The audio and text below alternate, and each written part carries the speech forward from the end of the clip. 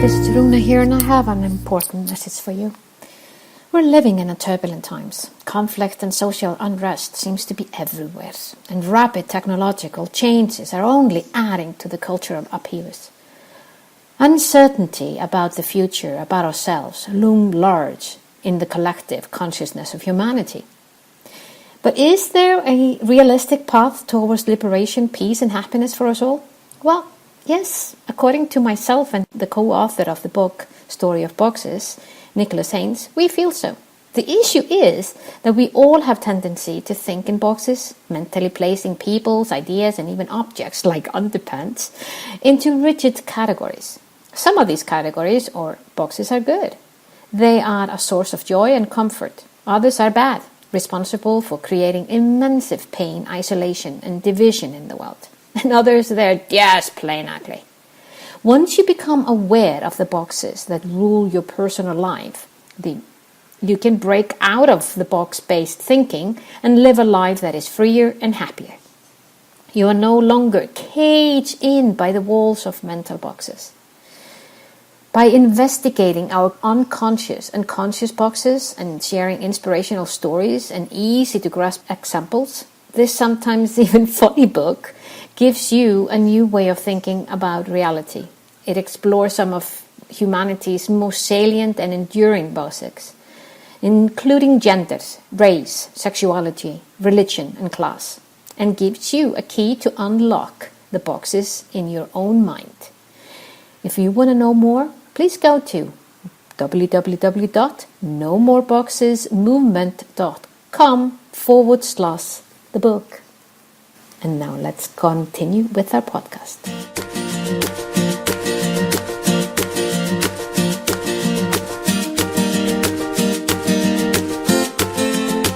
You're listening to the Changemakers podcast, where we share tips, insight, tools, and stories from other changemakers designed to motivate you to become the change you want to see in your world. Make sure you join our Changemakers community at runamagnus.com/podcast. And now, this is your time to sit back, relax, and enjoy.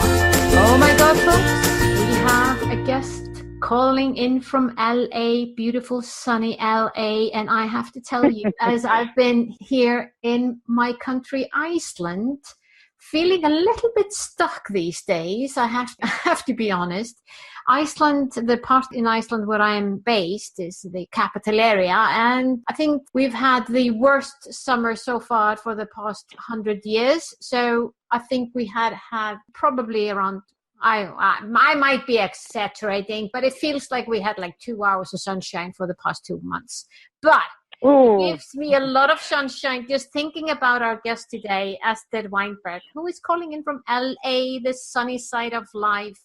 And I'm so excited to learn from Esther and her life as she's been doing in the leadership world and her story. So Esther, welcome to the Changemakers podcast. Oh, I'm really excited to be here. I mean, anything that's called Changemakers, I'm all about. And I will ship you some sunshine from Southern California, because there is an abundance of it. Oh, yeah. I will do what we can. Oh, yeah.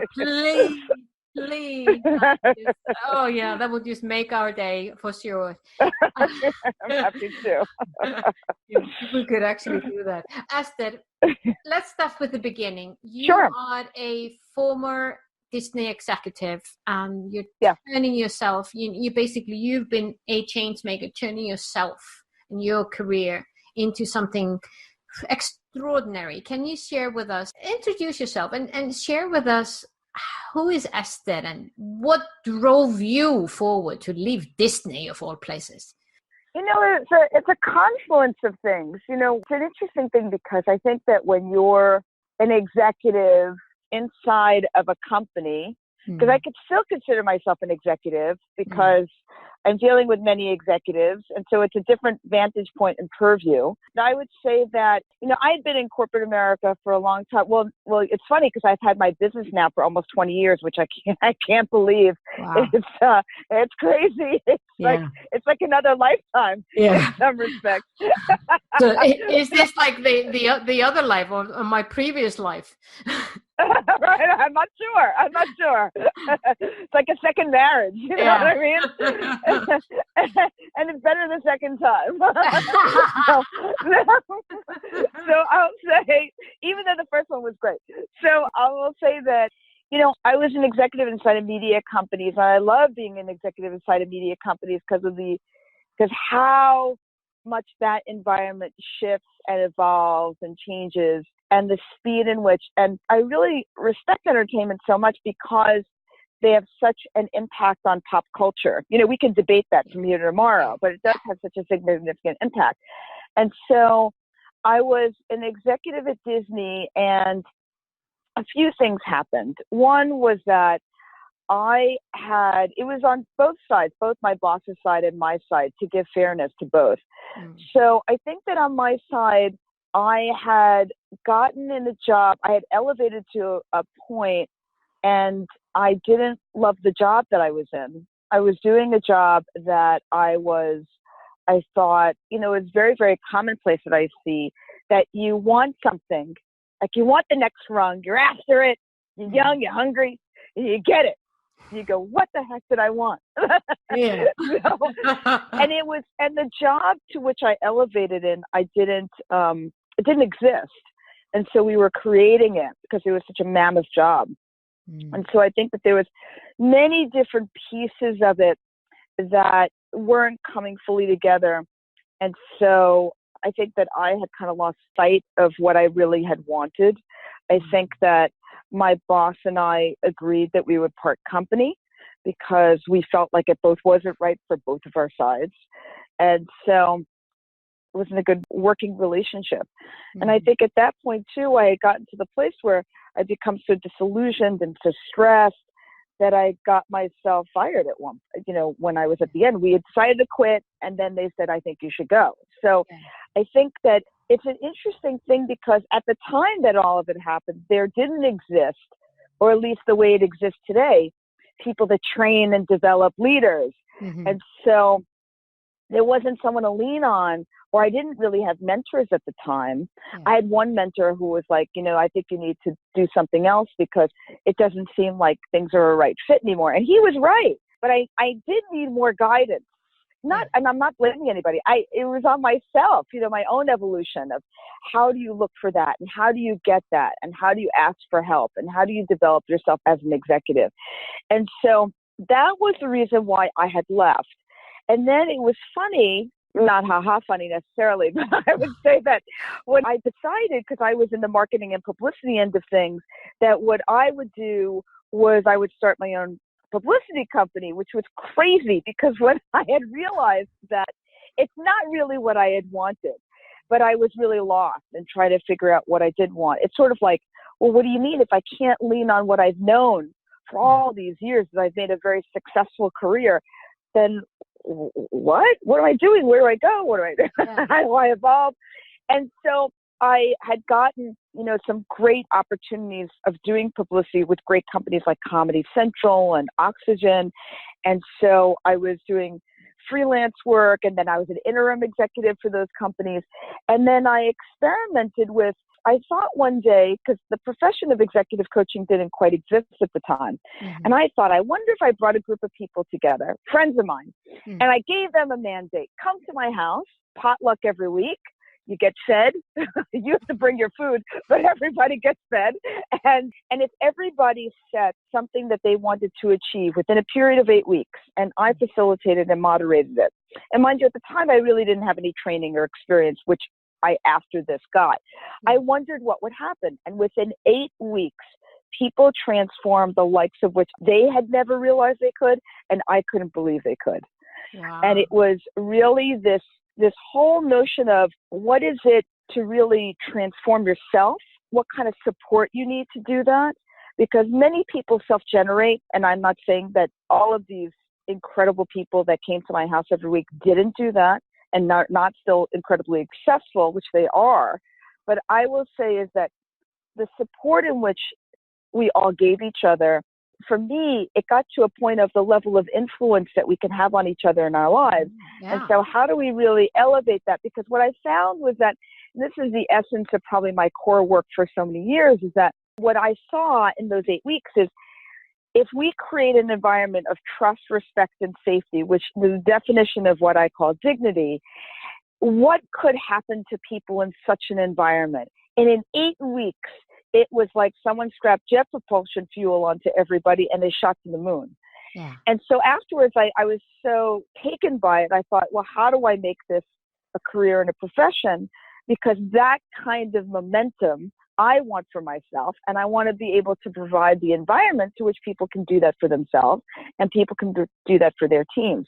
So that's how it all really unfolded. And so then I started investigating and looking like there must be places to train and develop you and cultivate you and nurture you and mentor you. And so then I got all of it. I got trained and developed. I signed up. I paid, I prayed, and, I got trained and developed in being an executive coach with one of the leading international programs, and then started my business. And when I remember I had a client of mine, a very progressive woman who's incredibly successful herself. She's an executive at a leading media company. And I said to her, if while I'm being trained to develop, would you be open to us doing some training and development and coaching at your company? And she said, 100%, I'd love it.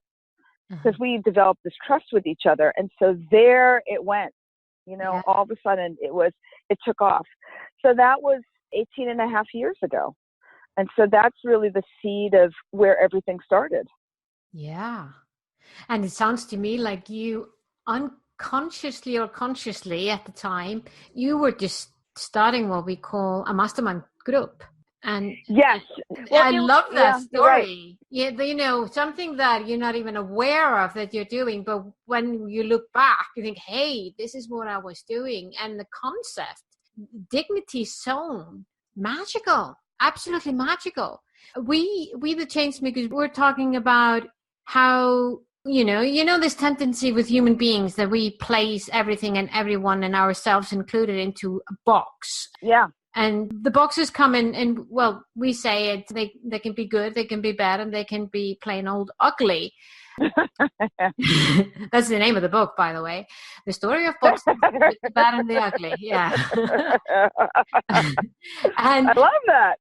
Yeah, because it's not like we're going to stop doing that. I think it's about being aware of, am I placing myself and others into a good, bad, or an ugly box? And how is that mirroring to myself and to others? So what would you say now that you have for 18 years been in the leadership and the executive leadership field? What do you say is the fundamental thing that people need to think about when they're creating that, what you call a dignity zone or space for trust and respect? What do they need to do to be able to be there? Because that sounds to me like a good box to be in when you're saying that.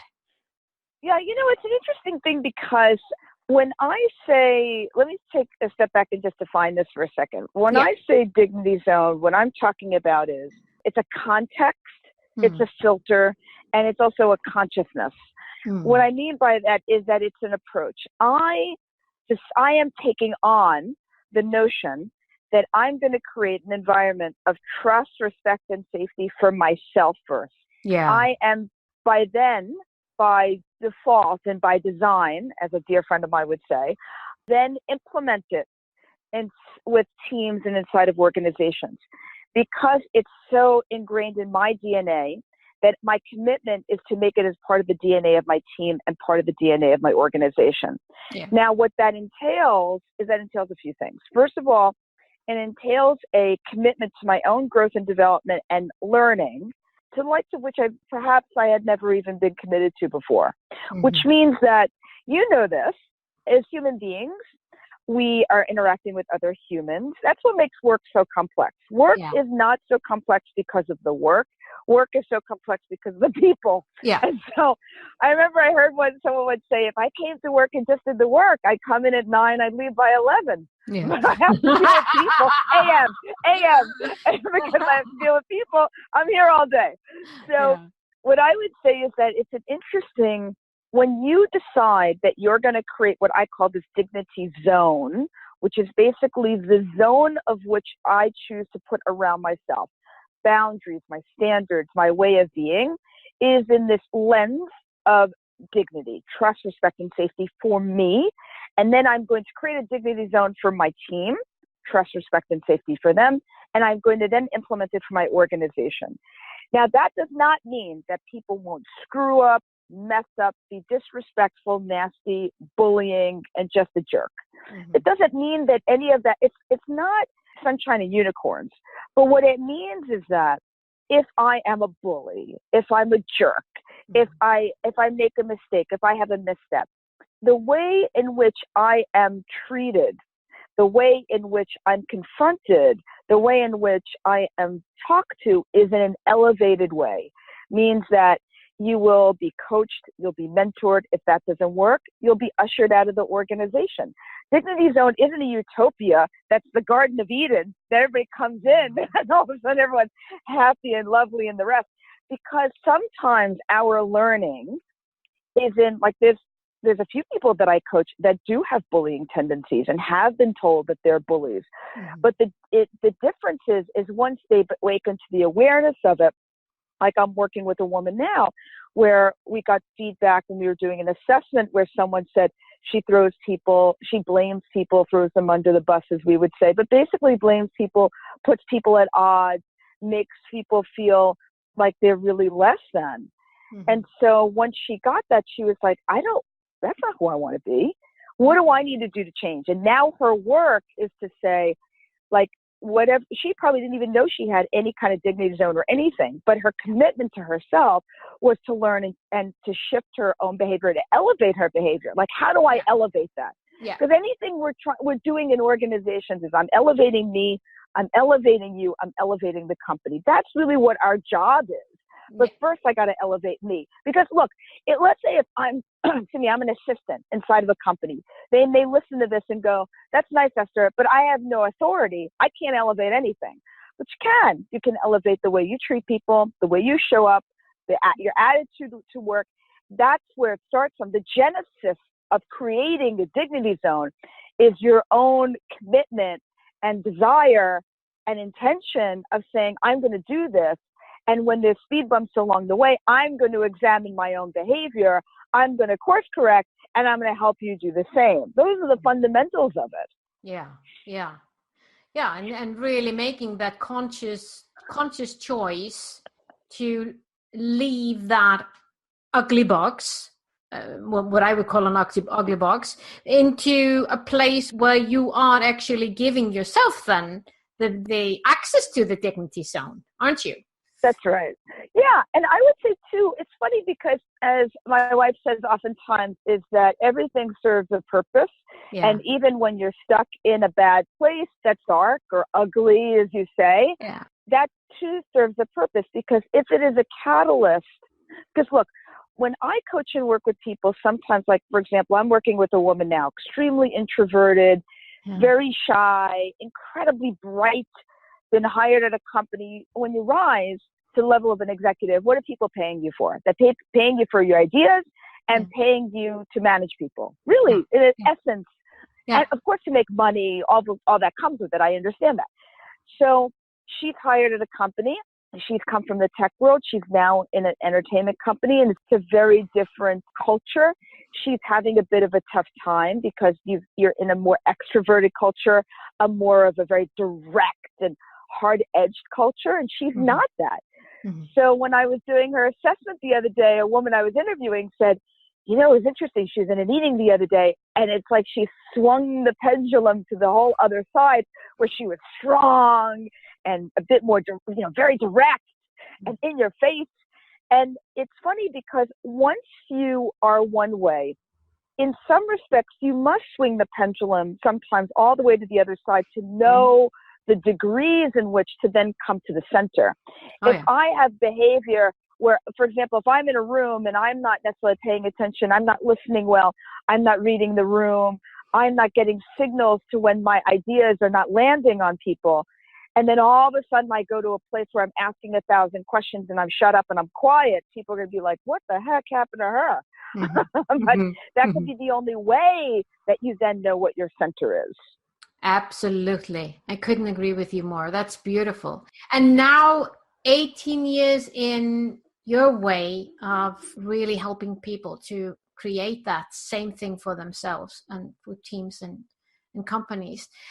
Tell me, at this point in your life, Esther, what are the things that you want to see? What is the change that you want to see in your world?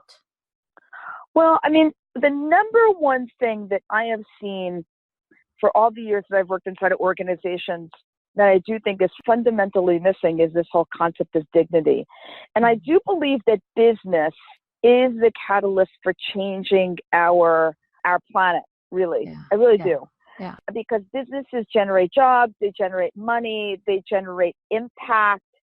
They really have a force to which how we can do things individually, we all have a voice, but businesses have a much greater impact. So I think that if people at work felt that they had a voice, that they felt that their opinion was valuable, that their place in a company was valid, that they had this opportunity to have risk and reward and to show up in a way that they could be their best. And if they weren't, they would be mentored to be elevated in a way that could make a significant difference. I really believe that if that would shift, everything around us, you would see fundamentally change. Yeah. I think that is the secret to us elevating the world in which we live in is actually through business. It's through commerce. It's through people that are making, I mean, look at people like Jeff Bezos or Amazon or Warren Buffett or Richard Branson. These people, these business leaders have the level of power and influence likes to which many people would love to have. And if they're bringing and elevating and creating those kind of cultures that have dignity zones, just imagine what our planet would look like as a result. Oh, yeah. And tell me then, you looking at yourself and into the future with this vision, what do you see as your role in being that, creating that change?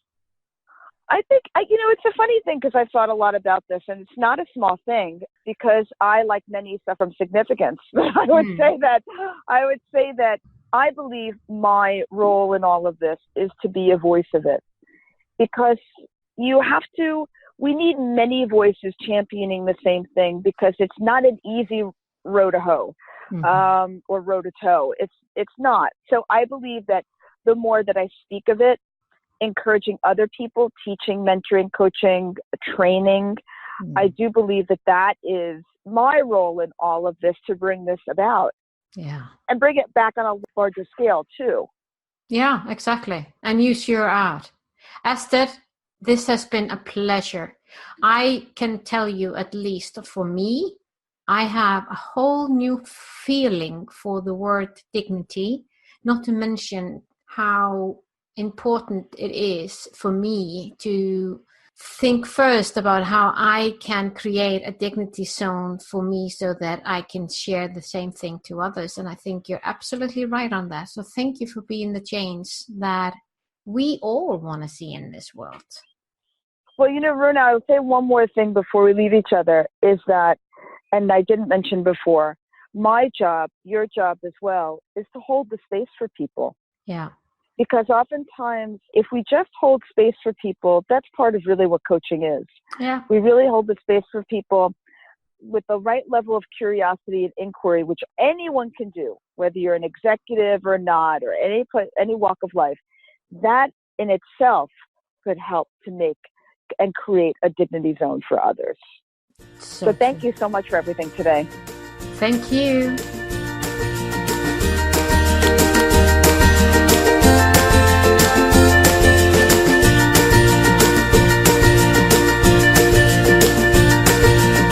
Was this podcast of value for you?